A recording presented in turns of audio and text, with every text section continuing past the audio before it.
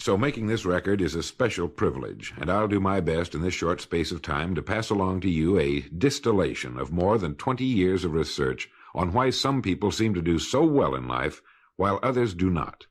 This information has changed my life and the lives of thousands of others who have made the same discovery, and I sincerely hope it will have a happy and profitable effect upon yours.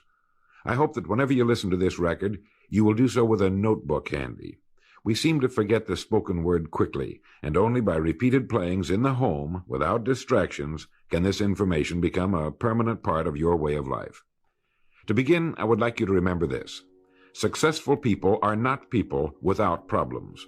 They have, as a rule, just as many problems and largely the same kind as everyone else. The difference is that they learn to solve their problems. Successful living is nothing more than the ability to solve successfully the problems which are as much a part of living as breathing. The degree of our success will be determined by the extent to which we can solve our problems. So now that we've defined the problem, let me make this statement. If you can tell me what you want, I can tell you how to get it. The problem with the great majority of individuals is not with their ability to achieve their goals in life, but rather with the failure to understand two factors vital to successful living. The first is to make the decision as to what it is we want enough to give it most of our attention until it's been achieved, and to clearly define it. And the second is to fully understand that we have the ability to achieve this goal, or we wouldn't want it in the first place. The next vital rule to successful living is to understand that our success is won or lost by our ability to serve others. We are interdependent, and it's just as impossible to succeed without serving others as it would be to live in our modern world without others serving us. Our rewards in life will and must always be in exact proportion to our service. It is the misunderstanding of this single law which, in my mind, is responsible for fully 90% of the frustration and discontent we see around us. In your mind's eye, get a picture of a giant apothecary scale, the kind with the cross-arm from which hang two large bowls on chains. One of the bowls is marked rewards, the other service. These bowls will always be in perfect balance. Now, a lot of people don't like this law, if they're even aware of it, but not liking a law does nothing to change it.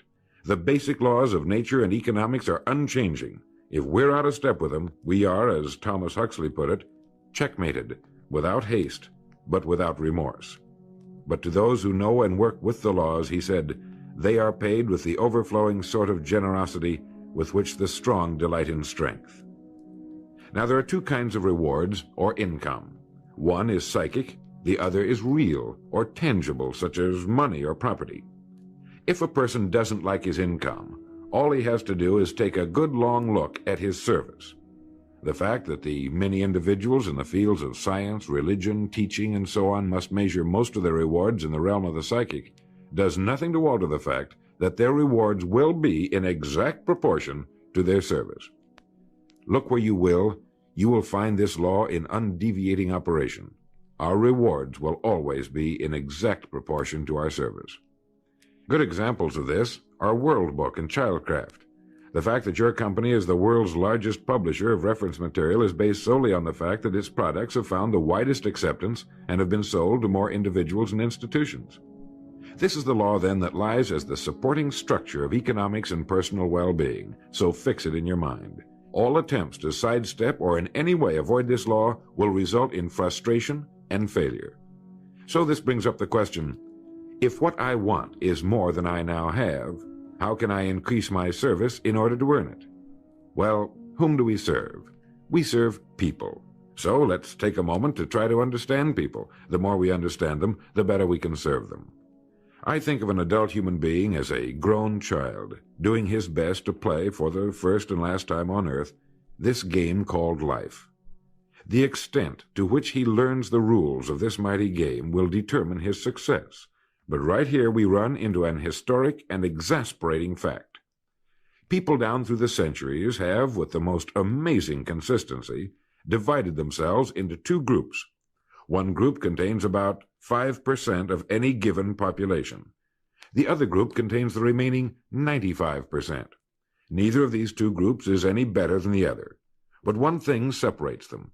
The big group, the one containing about 95% of the people, never seems to get the word, while the smaller group, the 5%, does. Now, what do I mean by getting the word?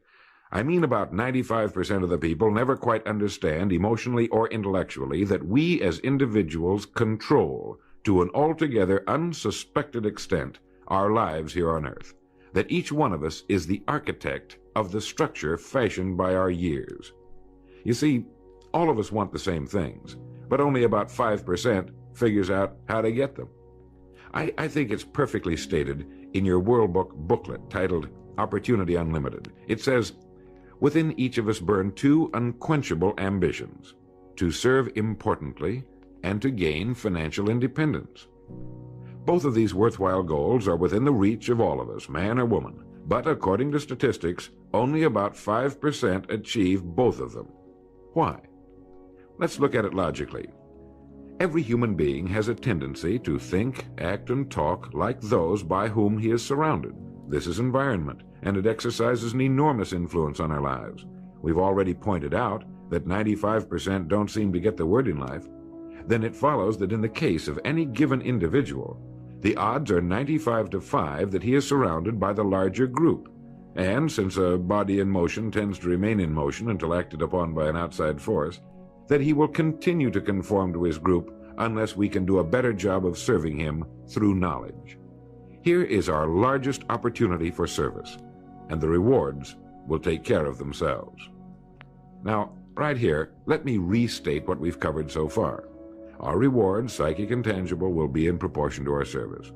The failure of most people to live successfully is not caused by their lack of abilities, far from it, but rather in their failure to decide what it is they want, and understanding that our wants are governed by our talents and abilities, and that we are divided into two groups of roughly 5% and 95%, and that it's the 5% group which is successful. So here, let me give you a definition of success which, to my mind, covers the subject completely.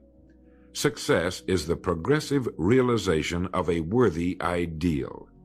That is, anyone who knows where he is going in life is a success. At the moment he makes the decision of what it is he intends to accomplish, of what it is he considers a worthy ideal, he is successful. Once this goal has been accomplished, he is again, by our definition, a failure, until he establishes a new goal toward which to work. To my mind, this is what we as human beings were intended to do, to go through life from one achievement to another, and to finally come to the end of our road here on earth, still reaching, still working toward a new and better plateau on which to stand. For this is to live and live completely, to know as much as we can know, to serve as much as we can serve, to accomplish as much as we can accomplish. Well, since success is the progressive realization of a worthy ideal, why are we faced with only 5% who can be called really successful? Because the best estimates available tell us that only about 5% will ever decide upon and define the one thing they want. One thing, because we can only do one thing at a time.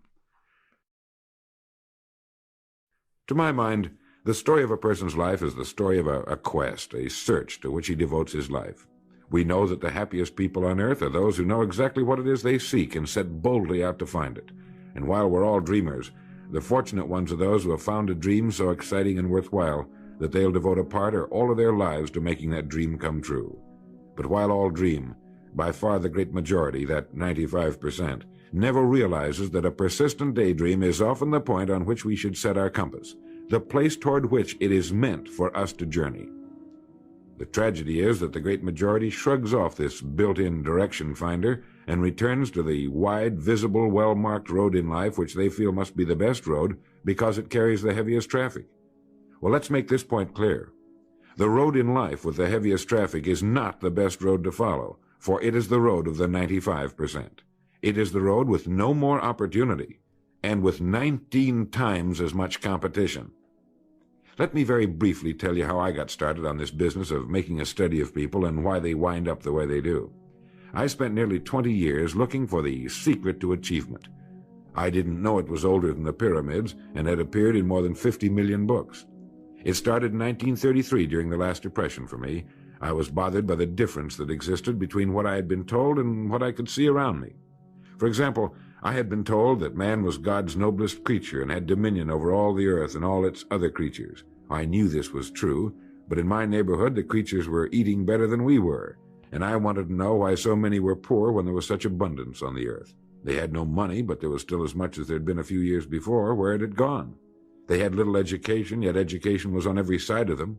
They had very little food, yet it was raised in abundance. They lived in inadequate and ugly dwellings, yet there were good homes for sale. Well, it was apparent to me that these people didn't have the answer to the problem. They were good people, but they didn't have the answers. Here were people who were discouraged and confused in a world which should have been filled with challenge and excitement. It's true that we were in a period of general depression, but to the thinking individual, this represents another problem to be solved, another challenge to overcome. And to many, it was the thing that sparked their greatest accomplishments. I remember reading something once about discouragement. It was a fable about a devil's sale, and he had his many wares on display. There was the rapier of jealousy, the dagger of fear, the strangling noose of hatred, each with its high price. But on a purple pedestal, gleaming dully in the light, was a worn and battered wedge. This was the devil's most prized possession, and it was not for sale, for with it alone he could stay in business. It was the wedge of discouragement. Well, as I remember it, the people in my neighborhood were a pretty discouraged lot. Now, discouragement can only come from one of two things. One, a lack of information, or two, a situation over which we can exercise no control. It is very seldom that we're faced with number two. Almost all discouragement can be traced to a lack of information. If you find yourself falling from the top of a high building, you could justify discouragement, but it can be traced to your having made the fatal step, and that was a lack of information about the law of gravity. When I asked these people why we were in the fix we were in, they did a very human thing. They blamed other people. They looked everywhere for the answer except where it really was, within themselves. These were the 95%. And I decided to find out just what it was that separated the haves from the have-nots, not just in a financial sense, but in every sense. I found the answers in books written by great men. I found the answer in the Bible. Why didn't these people of whom I speak know the answers? They didn't read good books. They didn't read the Bible. Everyone owned one because it was fashionable, like a set of Shakespeare, but they didn't read that either. They were discouraged because they lacked information. They didn't know the rules of this game called life, and they had been checkmated, without haste, but without remorse. They didn't realize that without a goal, an aiming point, we're without purpose or direction. They clung together, feeling somehow that there was safety in numbers, without realizing that in this case, just the opposite is true. They didn't know that if we conform to the big group, the odds are 95-5 that we'll miss the boat in life in almost every vital and important aspect of living. To prove this, you need only take a look at human history. Of all the billions of human beings who've lived on Earth, all great advances, all great ideas have come from just a handful, a few thousand out of billions. Now, how have the people as a group reacted to the great ideas? Every great leader and thinker, from Socrates to the Wright brothers, has been scorned, ridiculed, poisoned, imprisoned, stoned, pilloried, burned at the stake, or crucified. Mankind as a group has made a consistently grisly game of tormenting his saviors. Why? Lack of information, lack of knowledge. It comes from following the wrong crowd. What can we learn from all this as individuals? Two things. One, to amount to anything as individuals, we've got to be individuals. We've got to have individual goals, individual thinking, individual action. And two, we must never conform to the great mass of people. We must love them, help them, for our joy and success will be determined by the extent to which we serve them. But we must never lose our individuality and identity by permitting ourselves to be submerged in this suffocating sea of indirection and purposelessness. There's nothing wrong with emulation. In fact, it's a good idea, so long as we emulate a person who represents that which we wish to become, but never the crowd, never the 95%. And you know what the answer was, the secret to achievement that I had devoted nearly 20 years to finding? Its pure simplicity had caused it to elude me, just as it manages to elude the majority of the people in any given age. I had been looking for something complicated, something only a mind prepared by years of study could grasp, and I found the answer so simple a child can understand it. In 6 words, we are what we think about. Our minds, our thinking controls our destinies here on Earth to a degree totally unsuspected by the great majority of people. When you think about it a moment, it becomes so obvious, so clear and simple. Well then, if we become what we think about, and if we can control our minds, we can pretty well tell our own future. And that's the point I want to make. That's what I meant when I said earlier that each one of us is the architect of the structure fashioned by our years. This means that if we're confused about what we wish to become or accomplish, our lives, our environment will mirror that confusion. It also means that if we know what it is we seek, that it must be accomplished. Barring an act of God or a catastrophe over which we have no control, we as individuals can call our own shots for the rest of our lives. We can know what it means to go through life from one success to another, to play life according to the rules and reap the rewards. We can know what it means to have peace of mind and live calm, cheerful, successful lives. You are at this moment the sum total of your thoughts to this point, for there is nothing else you can be. And 5 years from now, you can be and have anything you set your entire mind and heart upon. Turn this record over now, and let me tell you of a way you can use this law to accomplish more in 5 years than the average person does in 40. Succeeding in life has always been a matter of doing that which the great majority does not do.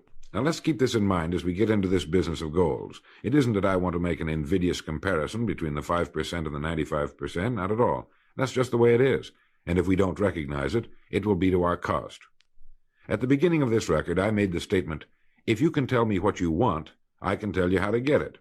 You see, the trick is not in achieving our goals, it is in establishing them. A ship would never leave a harbor if it did not have a destination. An industrial plant would never open its gates if it did not have a product or a purpose. Football would not be played without goalposts, nor would baseball without a home plate. Every business operates for a purpose. Every game has a reason. Getting back to the analogy of our ship, if you were to climb to the navigation bridge and ask the captain the name and location of his next port of call, he would tell you immediately. There's not the slightest doubt in his mind. Can you tell anyone your destination just as quickly and in one sentence? The captain of the ship knows that he can arrive at only one port at a time. He knows that it's impossible to arrive at two. Do you know that? He also knows that his destination will be invisible for fully 99% of his voyage, but he knows it's there, and that he'll reach it, barring an unforeseen catastrophe, if he will just keep doing certain things a certain way every day. One fine morning his destination will appear on the horizon. He'll sail into port, his voyage successfully completed.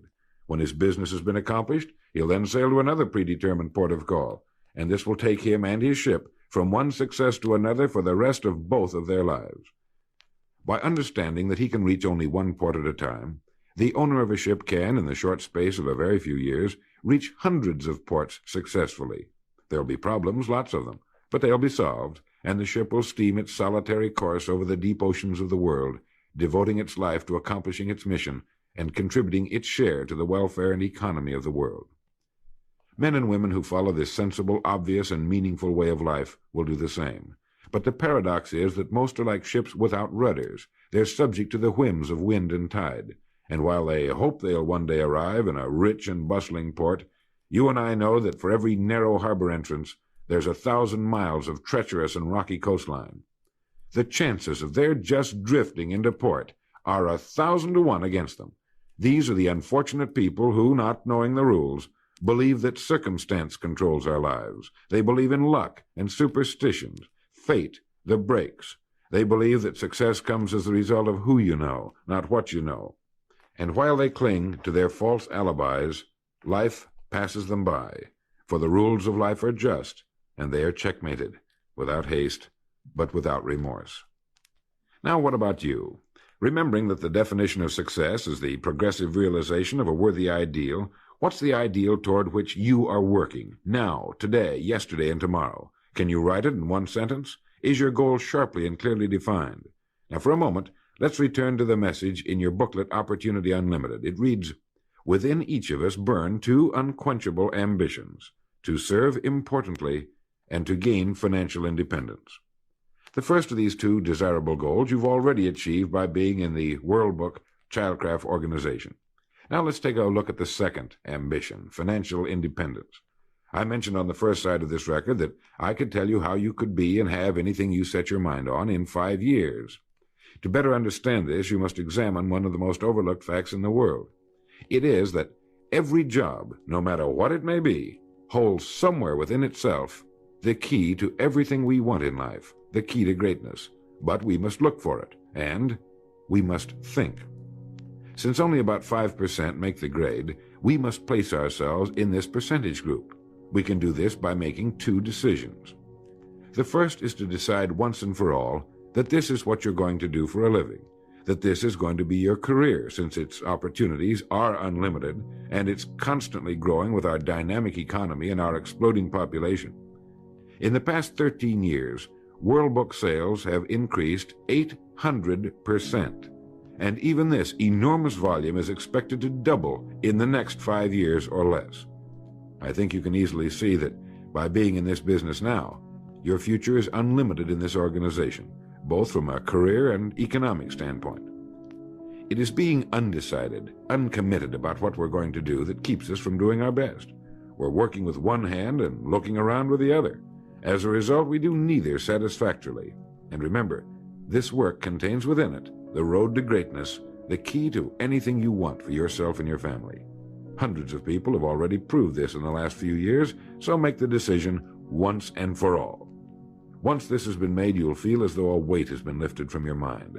Perhaps for the first time in your life, you'll know where you are in the world. You know you have a place where you can serve, where you're needed and respected, where what you're doing is important. Once this decision has been made, we come to the second. Decide to become a professional at your business. You see, we can either compete or create. If we compete with all the other people in our line of work, we must be willing to accept the same rewards. If that's what we want, fine. But if we want to become professionals at what we do, then we must create. And when we begin to do this, there's no limit to that which we can achieve. We hear a lot these days about a word called security. Everyone wants security, but not 1 in 10 can tell you what it is. Most people will tell you that security rests with a job. This is impossible. There is no such thing as a job that represents security. Anyone with a job can lose it for any one of 1,000 reasons at any time. Those people I saw back in 1933, demoralized and afraid, thought that a job represented security. And when it had been taken from them, they had lost everything. They found themselves lost in a world they didn't understand. No, a job cannot represent security. There is only one place on earth you can find security, and if it isn't there, it isn't anywhere. It's inside of a person, never outside. If a man has security inside, where it belongs, his wife and children can feel it when he sits down to eat with them, and they're warmed by it. If a man has security inside where it belongs, you can see it walking down the street, and you can feel it when he enters a room. That's security, and you can't take it away from him. You can take away his money, his home, everything but a wife who's willing to start over, and most of them are, and drop him anywhere in the country. Go back in a year, and he'll be doing just as well as when you found him the first time. You can't keep a good man down, no matter what you do to him. Like cream on milk. You can shake it all day, but just set it down for a while, and it'll bounce right to the top again. This man or this woman has security, where it belongs. And do you know where it comes from? It comes from doing what we do for a living surpassingly well. It comes from being a pro in a world of amateurs. Becoming a pro isn't difficult. It comes from knowing what to do with time. It comes from knowledge, planning, and working. First, knowledge. This means learning everything we can about what we sell, about World Book, Childcraft, and our sales material. Learning everything we can about people, since that's who we sell, and learning everything we can about selling, since that's our profession. What we sell, who we sell, and how to sell. Those 3 subjects would fill a large library, but we can take things one at a time, and by devoting an hour a day to study, we can become outstanding professionals in 5 years or less. And it's the professionals in this business who can write their own tickets, good times or bad. They can live where they choose, and, being professionals, work when they choose. Second, planning. This means writing down the specific goal we're now working toward. It means writing in detail about the first port of call we want to reach, realizing that we can only reach one at a time. It means selecting the income we feel will represent financial independence to us. Once this has been selected, we know exactly what we must do in order to reach it. As soon as our first goal has been reached, we can set a new one. The person who does this is the person people call lucky. Good things just seem to happen to him. The so-called breaks start coming his way. But it's a result of planning and working positively that attracts the good things to us. I can't emphasize too much the importance of describing your goal in detail. If it's a beautiful new home, get the actual plans, or at least an elevation drawing of the home, and carry it with you so that you can look at it regularly. If it's a certain amount of money, write down the specific amount for the coming year to the penny, and then work your plan. Whatever your goal may be, write it down in detail. Then you're like the ship. You're on course, and you'll reach more successful ports in a few years than most men do in a lifetime. And third, working. Working more than the average, if we're going to achieve more than average results, is necessary, of course. But with proper planning and with knowledge, it seems easy. Moreover, to work, we need energy, and energy is inextricably linked to desire. Unless we have a desire to do a certain thing, we find ourselves without the energy. But you will never find desire without energy. Once our goal has been crystallized in our minds and we realize that we become what we think about, our doubts vanish as to whether or not we can achieve our desired ends, and with the picture of our dream in our mind, we have abundant energy. Let me quote from William James' essay on vital reserves. Compared with what we ought to be, we're only half awake. Our fires are damped. Our drafts are checked. We're making use of only a small part of our possible mental and physical resources. Stating the thing broadly, the human individual thus lives usually far within his limits. He possesses powers of various sorts which he habitually fails to use. He energizes below his maximum, and he behaves below his optimum. And then he wrote, "Excitements, ideas, and efforts, in a word, are what carry us over the dam." He goes on in this excellent essay to point out that we have deep reservoirs of abundant energy that we habitually fail to use, and that by pushing past the first false feeling of fatigue, we will find an exhilarating second wind that will take us to our goals. This is why in studying the lives of the world's great men and women, we find they seem to be indefatigable. Work meant nothing to them, because what they were doing, where they were going, filled their entire worlds. Frequently, people find it difficult to establish a goal toward which to work. Realizing that we cannot be successful without a goal, here's a good way to solve the problem. Get off by yourself, and where you can think without being disturbed. Then write on a sheet of paper a complete description of the person you would like to be, and the things, in being this person, you would have. Once this has been done, start acting the part of the person you wish to become. Carry, as often as you can, a clear mental image of the person you want to be, and begin to be that person. Soon this will become so knit with habit, it will lead you without fail to the goal you seek. You see, when you begin to do this, you're using your greatest power, your mind, and you will become what you think about. Some time ago, I was flying west and reading a copy of a television play by the 3-time Pulitzer Prize-winning playwright Archibald MacLeish. The play was The Secret of Freedom. Suddenly I read a line that shook me to the soles of my feet, and for a long time I stared out of the window, thoroughly digesting the line I had just read. Here is that line. "The only thing about a man that is a man is his mind. Everything else you can find in a pig or a horse." Think about that line until you know what it means. The only thing that sets us apart as human beings is our divine minds. Everything that means anything to us, our love of our families, our faith, our dreams, our talents and abilities, our religion, everything we know, is connected to us solely through our minds. Our minds represent our hope and our future. Yet, as a rule, it is the last place the average person will turn to for help. Your mind contains riches beyond belief, but you must prospect this rich and largely unexplored continent. And the only way it can be prospected is by systematic study and systematic thinking. Your mind is like a muscle. It will develop only to the extent that you use it, no more. By devoting an hour a day to study, you're building your mind into a powerful and creative servant.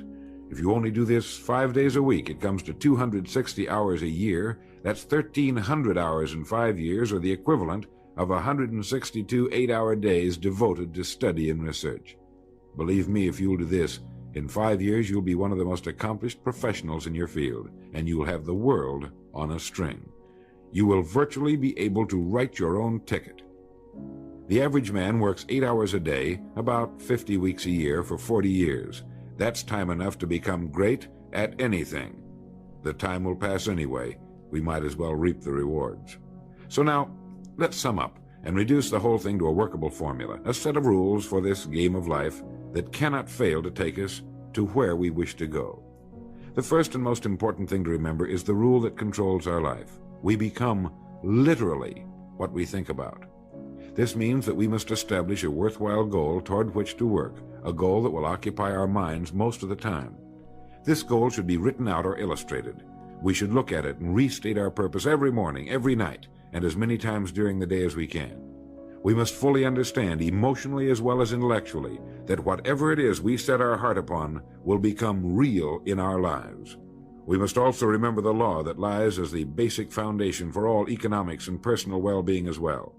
Our rewards will be in exact proportion to our service, and if we want to get into the top 5% of the people, we must often cut ourselves away from the effects of our environment and become individuals with individual goals, individual thinking, individual actions. We must realize that our daily work contains more opportunities than we could develop in a lifetime, and that our job contains within itself the key to greatness, the road to everything we could possibly want in life for ourselves and our families. We must realize, too, that security can be found in one place only, inside of us. If it isn't there, it isn't anywhere. And the only road to security lies in doing what we do for a living, surpassingly well. And lastly, that we must become professionals at what we do, and that becoming a pro involves knowledge, planning, and working. Knowledge of what we sell, who we sell, and selling. Planning by establishing the goal, which automatically establishes our work pattern. The great salesman is like the great golfer. It looks easy the way he does it, because it is easy the way he does it. But it took time, dedication, and work in its accomplishment. Is it worth it? You bet it is. P.G. Hamilton once wrote, "Let's be different. A strong life is like that of a ship of war, which has its own place in the fleet and can share in its strength and discipline, but can also go forth alone to the solitude of the infinite sea. We ought to belong to society, to have our place in it, and yet be capable of a complete individual existence outside of it. And remember the strangest secret, will you? You are now, and you will become, what you think about." Thank you.